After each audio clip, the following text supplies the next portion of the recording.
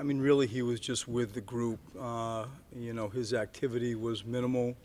Um, we are just happy to have him back. I felt like I haven't seen him in a long time, and so it was good just to have him around. What was the message to the group today after a tough game on Monday night? A few things.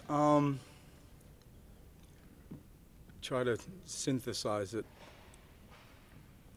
Life in the NBA is made up of respect and being able to play as many of the 48 minutes, as many of the 82 games, whether you're the Golden State Warriors or the Philadelphia 76ers, as you can. We're not going to, click our heels and decide to play. And I think that the two losses that most resonate with me are at Sacramento after 5-game win streak, to have what I think is the best win of the year against Detroit Pistons, and then come in. And we didn't show the respect that we need to show.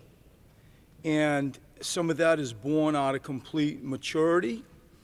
Some of it is born out of the realization that we're human beings and you can let down your guard.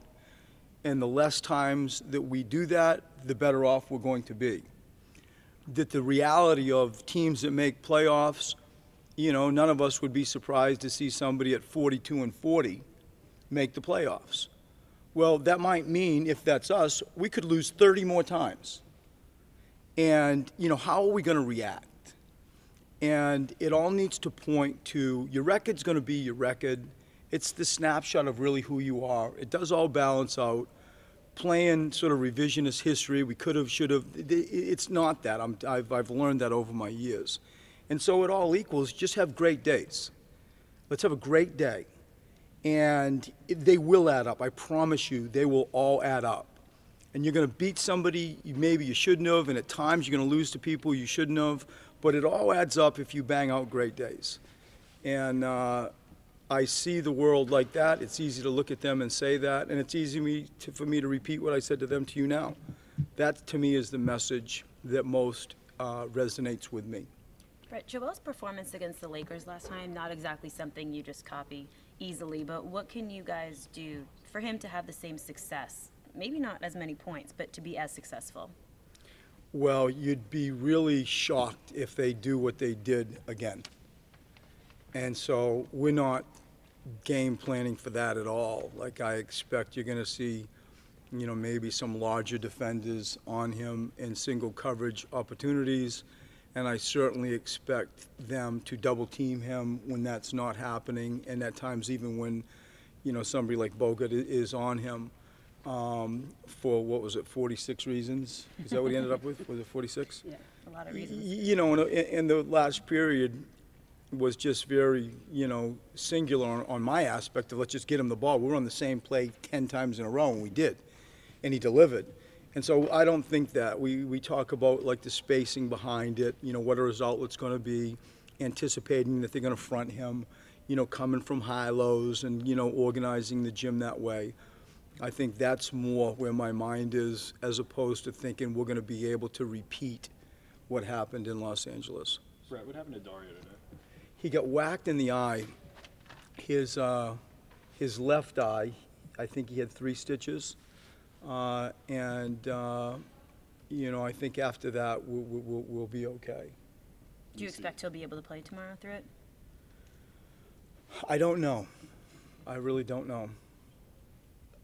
On the subject of Joe's post-ups, I've noticed that, it's usually when you talk about that, you mean entering the ball from the wing. But you guys have been throwing it from the top of the key and been having some success with that. Yeah. What's the reasoning behind that? If you judge the ways that Joe gets the ball, like, can you cross screen him, just block to block and get him on the move? Can you slash screen him, bring him from high to low? Can you just dump it into him, just walk him down and dump him into it? Can you do the same thing on the backside? Can you let him, like, have false motion on one side of the floor, then bam, like you swing it, you come back in over on the second side of the floor? And so, at times the hardest bit is when you just plunk him in there and say, go to work, big fella. A little bit less is the duck in, and then getting him on the move, getting him where he can negotiate a screen and helping him, deliver him to a floor spot interests me the most. That thing that you're talking about is anticipation of people fronting him and working people, on that backside, coming from top down. We have a play that we run that, people have seen it. It's a Tim Duncan thing where we, run some action and then bam, like duck him in on that second side. I mean, I'm so lucky to have gone through what I did with Timming. I am just, it is calculus post stuff, like really advanced stuff that for 12 years and, many playoff series, that's what you did. And I lived the same world. Like, why is the game going so fast? We're shooting too many threes. Joe needs a touch. Well, now Joe gets it. Now, Joe, you got to quarterback the gym. And I thought one of the stats that was great for him the last game is he came out of it with no turnovers. And, for us, that is massive as we try to improve that area. Since Markel was in the building, have you started thinking about incorporating him into the offense? How Ben's role as a primary playmaker going to change? I haven't. Brett, how did TJ look up there? He didn't do too much. He shot on the other court. He ran around. We really missed him the other night. We really missed him. I think that we all walk away with Booker doing this and TJ, and it's all true. But as I look at the tape, Tyler Ulis was hard to guard, and it's one of the dynamics of the starting group we have. It's a challenge, as I said to everybody, who guards point guards? Who guards point guards? And there's not a clear answer there. And so the other night, without TJ, like it would have helped him being on the floor. And you look at Tyson Chandler, what he did the other night. Those two stood out to me. I feel, to your question, that TJ is still uncertain, but I do realize, especially when you don't have somebody, what they mean to the fabric of a team and the defensive flexibility we have. Brett, you've talked in the past about your .5 rule where guys have half a second to shoot it, pass it, or dribble it. Where did that originate from, and what impact do you think that has on your program and your players? We talked, my experience was, overseas for so many years. And I think the foreign teams were unbelievable. The old Serbian teams, and in the 1996 Olympics in Atlanta, like you just went back with Vlade and that group, there was a unbelievable hot potato, popcorn mentality they have where they either shot it, dribbled it, or passed it quick. And, all of us started talking about quick decision. And, years ago, my first, few years with Pop, we ended up talking about, you got a half second to make a decision. You got a half second. And then it became .5 because of the half second.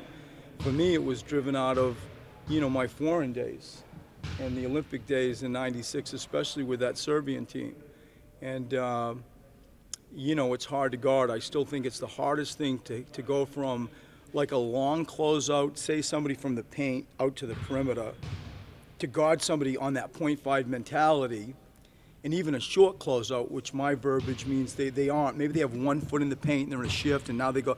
That thing where you play catch-go or go-catch game and the ball doesn't always catch you. You catch the ball and now you're playing downhill with either a scrape of somebody's face or a sweep of the floor, not through a strike zone in the middle. And so we work all the time on either you're going to scrape somebody's face or you're going to sweep it below their waist and stay out of a strike zone. And we lift it. We have guys with medicine balls, practicing that action on .5. But it was born out of that. Quick decisions, you get a half a second that was shrunk to, I guess a half a second is .5. Thank you, Brett. Thanks, everybody. Thank you. Take care.